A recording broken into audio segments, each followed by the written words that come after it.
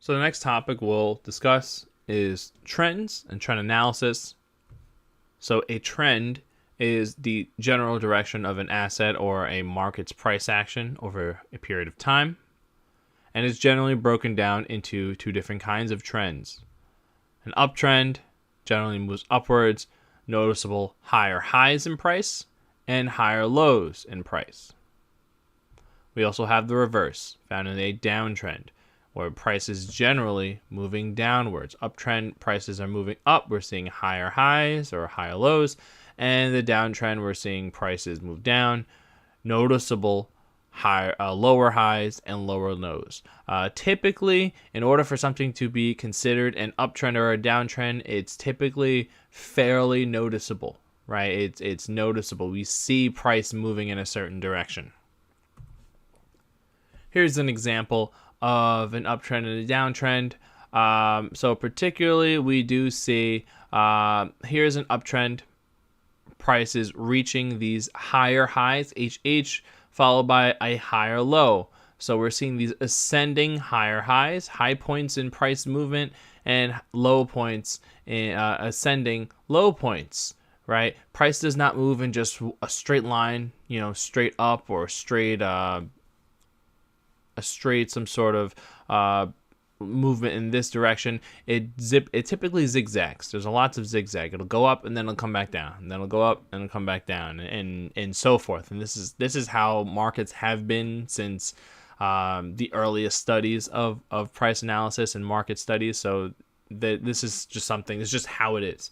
And the same thing in a downtrend. Price typically will not just come straight down to zero. There'll be a low and then a lower high, right? Some sort of bounce to the upside, and then a lower low, and then a lower high, and then another lower low, and another lower high. And this is typically the structure that we want to see to classify either an uptrend or a downtrend. We want to see these ascending highs, ascending lows. In an uptrend and a downtrend, we want to see descending highs and descending lows. This is also applicable not just on line charts like we saw before, but on candlestick charts.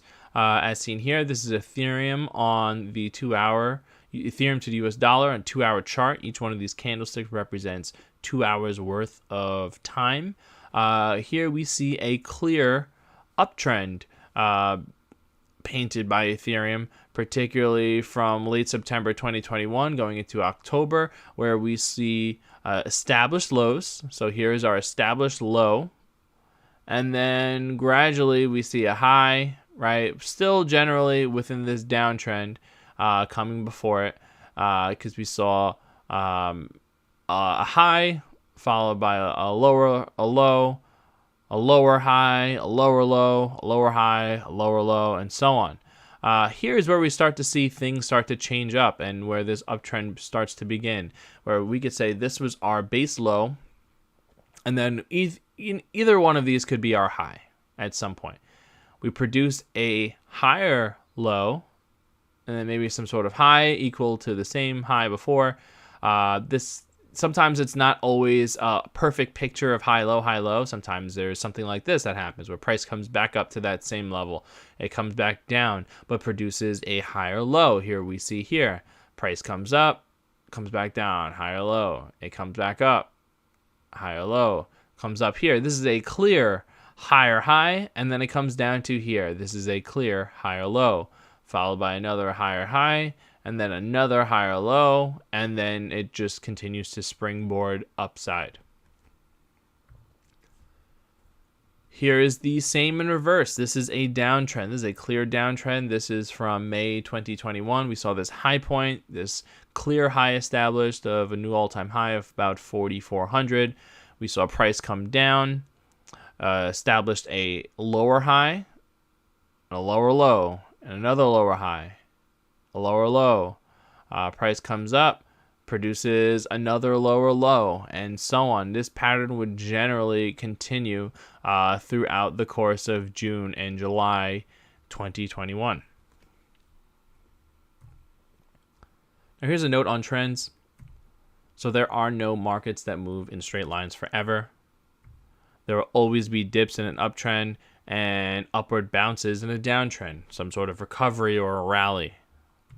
What you want to do is to focus on the overall direction to better gauge the general movement of the market or the asset. Where is price coming from? Where could price go?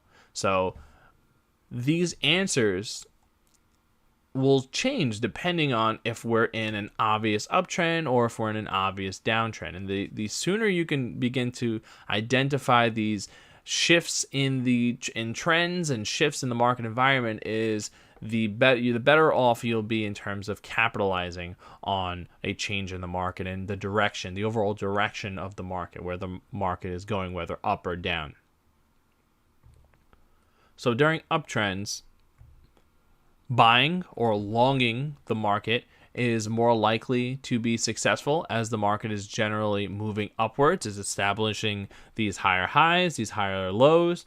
And these are situations where traders may opt to buy the dip. It's advised, if you know you're in an uptrend, buy the dip, because that is when, obviously not financial advice, but it is recommended to buy the dip on your paper trading account as price is forming higher lows to continue to make higher highs, right? We have this preceding pattern, and we see this trend, prices establishing a high, and then a higher low, and then another higher high, and then another higher low. Well, if price came down to here, it's more likely to produce that higher high, unless there is reason to believe that it won't do that. And that's when, factoring in risk management and protecting yourself with stop losses come into play. Now, during downtrends, selling or shorting the market is more likely to be successful, as the market is generally moving downwards. And this is the same situation where traders may opt to short the bounce or short the rally as price is forming lower highs to continue to make lower lows. This is something that I find often traders, especially traders who can't short, they can only spot buy, they can only buy and hold the asset on a centralized exchange. They can't actually short the market or long. They don't have access to derivatives. I find that sometimes they'll buy thinking that they'll make out off of these bounces, and that this is the dip. You're buying the dip. You only really want to buy the dip in an uptrend. And a downtrend, you don't know if the dip you're buying is actually the dip, right? Sometimes you think you're buying the low, but it's not the bottom, right? Maybe it comes down and it comes up a little bit, and then it forms another lower low, because that is what actually happens in a downtrend. So being aware of trends and trend analysis will help inform your decisions and help you basically stay out of trouble. Here is a note. Price history does not dictate what will happen in the future. So even if we are in these uptrends or these downtrends, there is no guarantee that that is what will continue. It is only more likely to happen because generally market momentum is moving upwards or moving downwards. We want to trade with that trend. We want to trade with the flow of things. We want to swim with the current, not against the current, right? And with that regard, there's a famous a commonly used phrase in trading: the trend is your friend until the end.